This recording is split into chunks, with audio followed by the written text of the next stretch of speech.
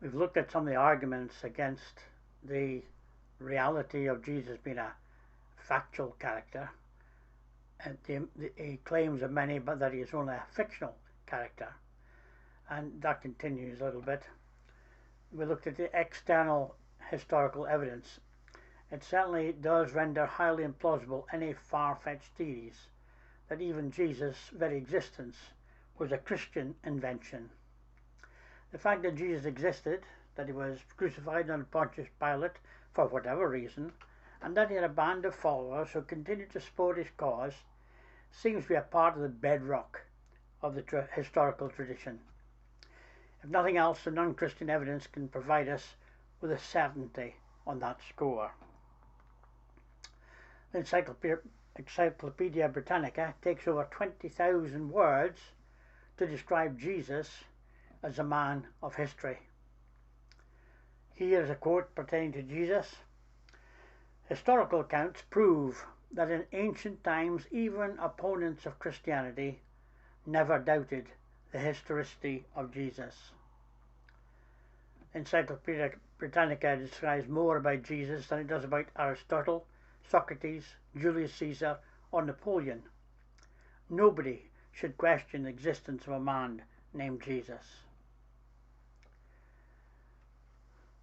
Jesus did more to change the course of human history than any man who ever lived.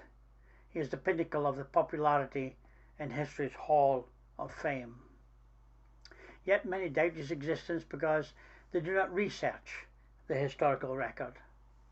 Historical documents that give the most detail of what he did are the New Testament scriptures. Later we will examine these historically accurate writings to learn what he did and who he claimed to be. The New Testament condemns following myths. It says, "For we did not follow cleverly devised tales when we made known to you the power and coming of our Lord Jesus Christ, but we were eyewitnesses of his majesty.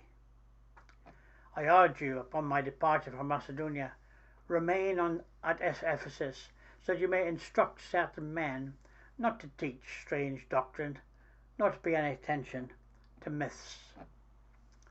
For the time will come when they will not endure sound doctrine, but wanting to have their ears tickled, they will accumulate for themselves teachers in accordance with their own desires, and will turn away their ears from the truth and turn aside to myths." That was Paul's advice to Timothy.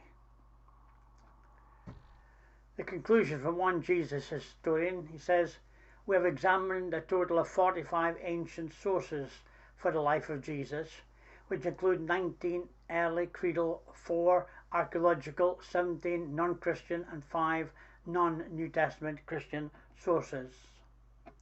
From this data, we enumerated 129 reported facts concerning the life, person, teaching, death, and resurrection of Jesus, plus the disciples' earliest message. There can be little doubt that this is a substantial amount of pre- and non-New Testament material for Jesus' existence. In light of these reports, we can better understand how groundless the speculations are that deny his existence, or that postulate only a minimal amount of facts concerning him.